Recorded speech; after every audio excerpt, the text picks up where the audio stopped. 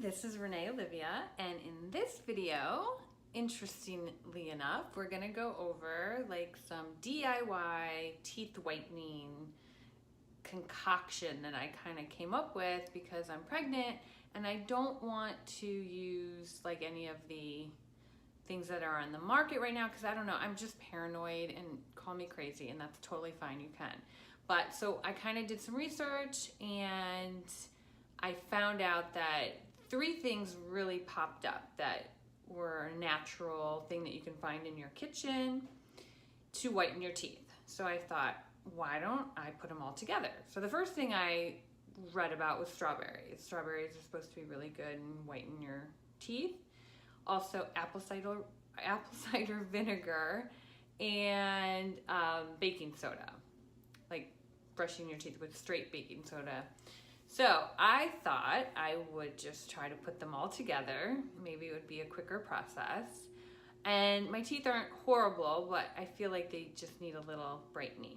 So I'm gonna do like a 7-day kind of experiment to see how it goes. So this is my teeth now.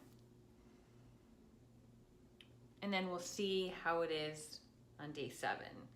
And I don't know, maybe it won't make a difference at all, and maybe you have to do longer, and maybe I'll do it for a couple months and then do that, but let's just see how it goes for 7 days. Okay, here we go, day 1. Hi, okay, so I wanna give you the update on the concoction that I came up with for whitening your teeth naturally. So again, it's the strawberries, the apple cider vinegar, and the baking soda. And I know you probably heard other celebrities have tried it and they're like, oh, this works so well. Listen, it did work. If you can see, you know, they're not bad. The issue that I had was mixing the concoction was a little bit of a pain in the butt because okay, obviously strawberries go bad, so you have to do it pretty much every day or every other day. And it tasted disgusting. Ugh.